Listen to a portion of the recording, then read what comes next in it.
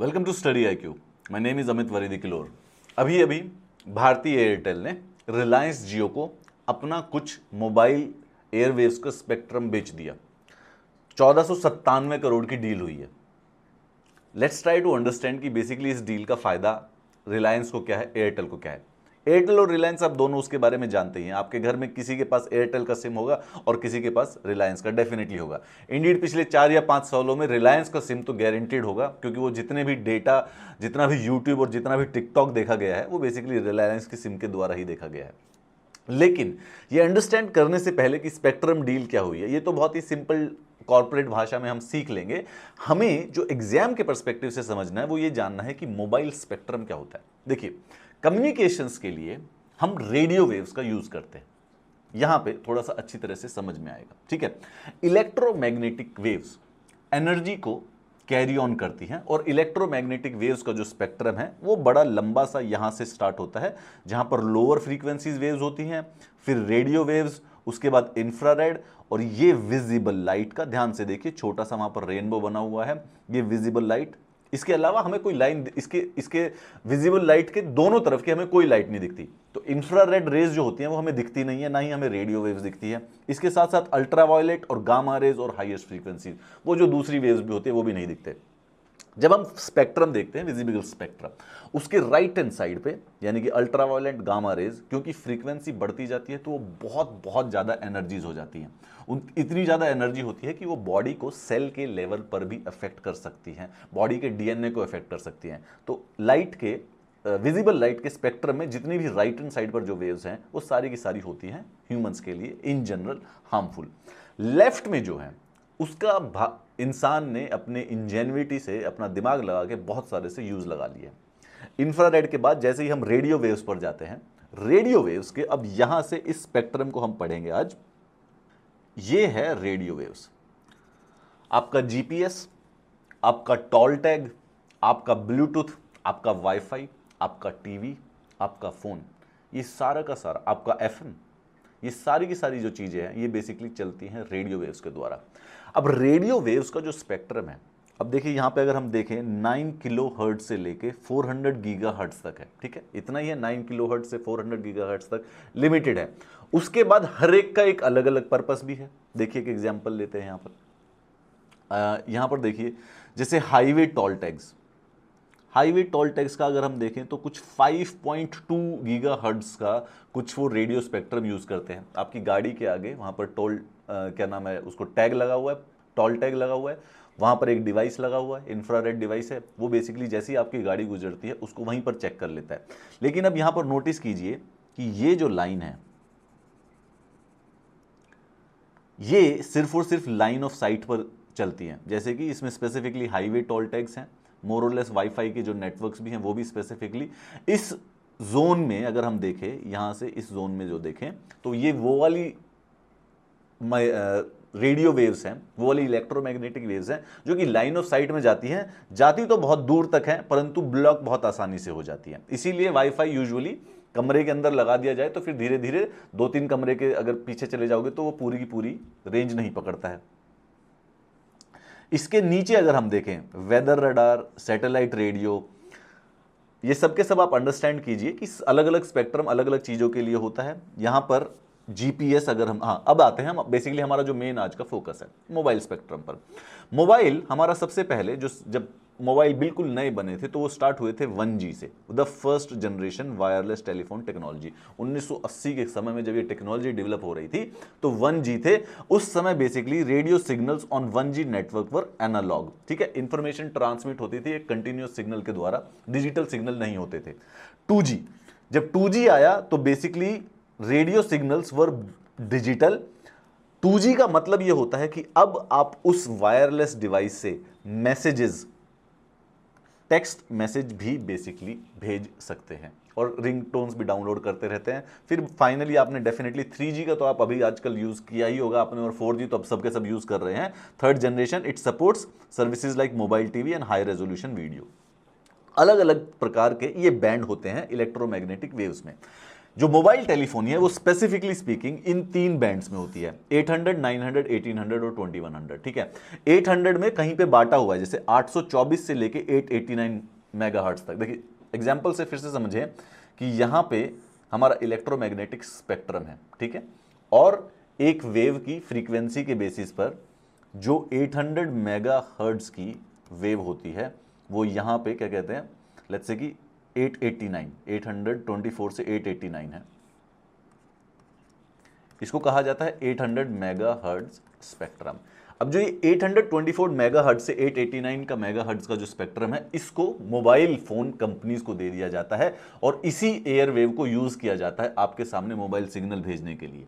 Total अगर देखेंगे आप तो ये 4 एग्जिस्ट करते हैं, 800, 900, 1800, 2100। आपके जो फोन होते हैं उसमें ये इंफॉर्मेशन आती है, जब आप अपना फोन का बॉक्स खोलेंगे तो उसमें जो वो इंफॉर्मेशन लेटर आता है उसमें ये इंफॉर्मेशन पूरी आती है कि आपका फोन कौन कौन से बैंड को सपोर्ट कर सकता है। यहां पर आप नोटिस कीजिए एक इंटरेस्टिंग वाली बात कि सेल फोन्स के लिए 2 हैं ये बैंड, एक तो ये वाला हो गया और एक ये वाला हो गया। वहीं पर जीपीएस के लिए भी सिमिलर काइंड ऑफ बैंड इसी के अंदर ही आ जाते हैं, मोबाइल टेलीफोनी के अंदर अंदर। Available CDMA spectrum in India is 20 megahertz in 800 megahertz band. Available GSM spectrum in India is 25 megahertz in 900 megahertz band, 75 megahertz. Detail में बहुत ज़्यादा एकदम हार्डकोर डिटेल में, टेक्निकल डिटेल में जाने की कोई आवश्यकता नहीं है, ठीक है, उसमें कोई चिंता मत करना, इतना ज़्यादा ज़रूरत नहीं पड़ेगी। बस ये समझ लेना कि ये बैंड किस प्रकार से काम करते हैं। 2G जो होता है वो 1800 मेगाहर्ट्ज बैंड में चलता है, 3G जो होता है 2100 मेगाहर्ट्ज बैंड में चलता है। यानी कि जो भी फ़ोन, जो ऐसा बोला जाता है 3G कैपेबिलिटी का फ़ोन जो होता है, तो 3G कैपेबिलिटी का फ़ोन और 2G कैपेबिलिटी के फ़ोन में क्या फ़र्क होता है कि उस फ़ोन के अंदर एक नया सेंसर लगा होता है जो कि बेसिकली 2100 मेगाहर्ट्ज बैंड को भी कैच कर सकता है, उससे कम्युनिकेट कर सकता है, उन रेडियो वेव्स को बेसिकली ट्रांसलेट कर सकता है आपके कम्युनिकेशन के द्वारा। इसी प्रकार से इस प्रकार के जो ये बैंड्स होते हैं, जो ये स्पेक्ट्रम के बैंड्स होते हैं, इनको कहा जाता है सॉवरेन रिसोर्स। ठीक है, एक क्वेश्चन पूछा जाएगा, दीज आर सॉवरेन रिसोर्स। ठीक है, इस सॉवरेन रिसोर्स में से कुछ चीजें कंप्लीटली फ्रीली अवेलेबल है। ठीक है, जैसे कि आप अगर देखेंगे सैटेलाइट रेडियो के लिए कोई पे, वाईफाई नेटवर्क्स के लिए बेसिकली कोई पे नहीं करना पड़ता क्योंकि वो शॉर्ट डिस्टेंस है। परंतु जो ये ब्रॉडकास्ट टीवी और जो ये मोबाइल टेलीफोनी के जो ये स्पेक्ट्रम होता है, ये होता है सॉवरेन रिसोर्स, यानी कि बड़ा एक्सपेंसिव होता है और इसको मोबाइल कंपनीज को सेल कर दिया जाता है। मोबाइल कंपनीज के लिए ऑक्शन किए जाते हैं और जो भी हाईएस्ट बिडर होता है उसको वो स्पेक्ट्रम दे दिया जाता है उसी लेवल का। एयरटेल ने बिडिंग में ऐसा स्पेक्ट्रम जीता था, उसने वो स्पेक्ट्रम रिलायंस जियो को थोड़ा सा शेयर करके बेच दिया है। Airtel is selling a part of its spectrum to Reliance Jio in some circles. The company has signed a definitive trading deal to sell its 800 megahertz spectrum to Reliance Jio. तो एयरटेल ने बिडिंग की थी, जब बिडिंग हुई थी, गवर्नमेंट बिडिंग कराती है, उस समय उन्होंने 800 मेगाहर्ट्ज का कुछ स्पेक्ट्रम खरीदा था। वो स्पेक्ट्रम अब जियो को दे दिया गया है। जियो खुद भी बिड कर भी खरीद सकता था, बिड कर बहुत ज्यादा महंगा पड़ता, एयरटेल ने उनके साथ शेयर कर लिया है। Airtel will receive a consideration, 1037 crore रुपए उनको मिल जाएंगे और जियो कुछ और 459 करोड़ की और फ्यूचर लाइबिलिटीज पर भी बात करेगा, तो अप्रोक्सीमेटली 1400-1500 करोड़ रुपए का एयरटेल को फायदा हो गया ये शेयरिंग करने से। Deal to sell 800 megahertz spectrum to Reliance is for Andhra Pradesh, Delhi and Mumbai. तो उन्होंने 3 मेजर सर्कल चुने। यहां पर जो रिलायंस का जो रेवेन्यू है, रिलायंस का जो सब्सक्राइबर बेस है वो सबसे ज्यादा यहीं पर है, इसीलिए उन्होंने इसी को चुना है। सो टू समराइज, एयरटेल ने 800 बैंड में कुछ स्पेक्ट्रम खरीदा था, उसको अब उसने रिलायंस को बेच दिया है। तो 800 बैंड में जैसे कि हम पहले ही देख चुके हैं, 824 से 844 20 मेगाहर्ट्ज का ये स्पेक्ट्रम अवेलेबल है और 869 से 889 तक 20 मेगाहर्ट्ज का ये है। तो जैसे 20 मेगाहर्ट्ज का है, उसी में से जैसे जो आंध्र प्रदेश में जो बैंडविड्थ थी 3.75 मेगाहर्ट्ज, ये 3.75 मेगाहर्ट्ज एयरटेल ने अब रिलायंस के साथ शेयर कर लिया है। तो दोनों को फायदा हो जाएगा। रिलायंस को ये बिड कर खरीदना पड़ता तो उसको डबल प्राइस का पड़ता, उन्होंने एयरटेल से खरीद लिया है हाफ एंड प्राइस पर, शेयरिंग के बेसिस पे। सो उन्हें बेसिकली एक प्रकार से प्रॉफिट हो गया। 3000 करोड़ की जो चीज पड़ रही थी वो अप्रोक्सीमेटली 1450 करोड़ की पड़ गई। ये दोनों को दोनों फायदा होगा। रिलायंस जियो की जब से एंट्री हुई थी वो हम जानते हैं कि 2016 से लेके अब तक ये दोनों के दोनों बिटर राइवल्स रहे हैं एयरटेल में। आप भी जानते हैं कि 2016 के बाद जो भी टिकटॉक के और जो भी यूट्यूब पे जो वीडियोस देखे हैं आपने, वो जियो की सिम पर देखे हैं। सारे के सारे पबजी बेसिकली जियो की सिम पर खेले गए हैं। इस समय जो आप ये यूट्यूब का वीडियो देख रहे हो, 80% of you are actually watching it from Jio sim. Obviously कुछ लोग वाईफाई भी यूज करते होंगे, एयरटेल भी चल रहा है आजकल, परंतु जियो की वजह से एक प्राइस वॉर स्टार्ट हो गई थी। तो टेलीकॉम इंडस्ट्री में जो बड़े दो प्लेयर्स हैं एयरटेल एंड जियो, उनके बीच में एक प्राइस कम किसका हो उतना वॉर चल रही थी।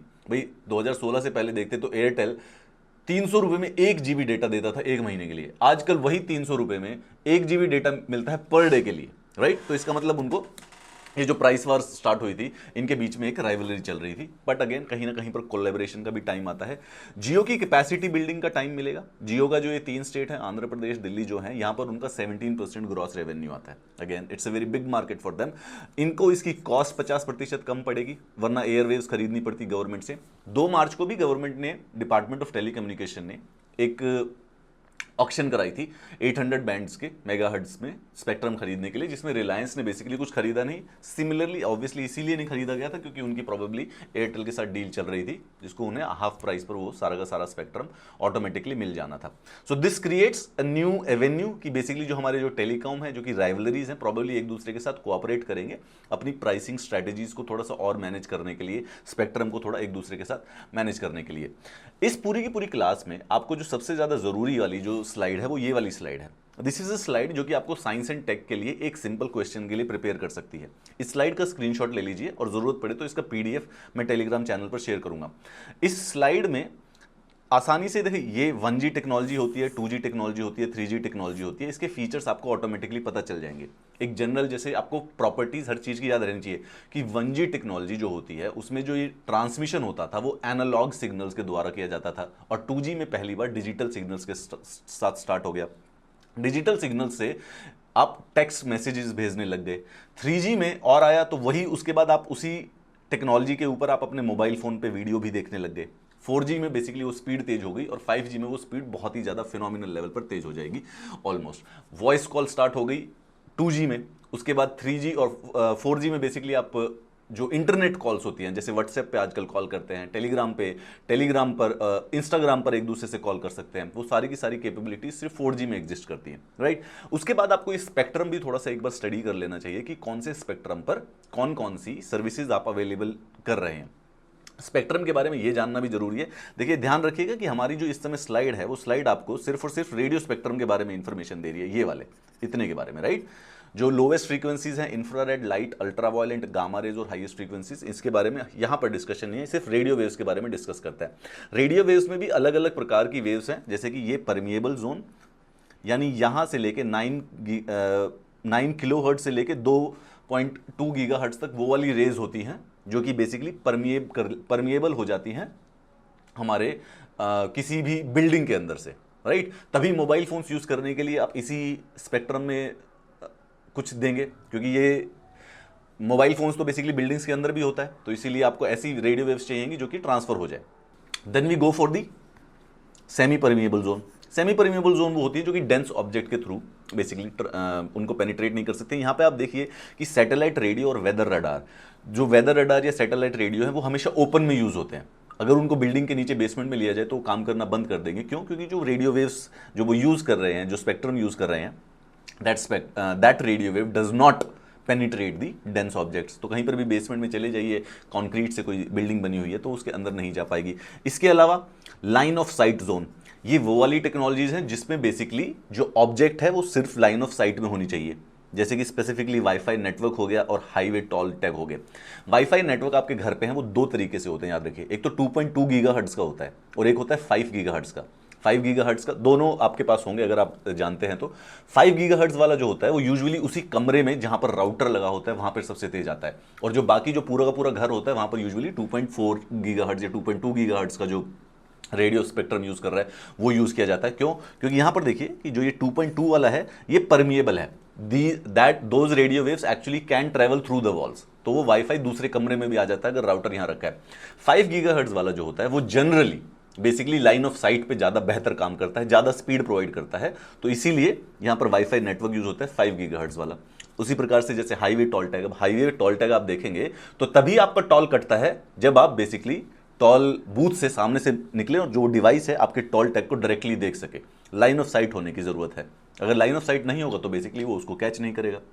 ये थोड़ा सा अंडरस्टैंड कीजिए कौन कौन सी चीज़ जीपीएस के लिए, सेल फोन्स के लिए, एएम रेडियो के लिए, सैटेलाइट रेडियोज के लिए कौन कौन से बैंड होते हैं। You will get this understanding. तो एक छोटा सा प्रीलिम्स का किसी एसएससी का कोई क्वेश्चन आपसे अच्छी तरह से बन जाएगा।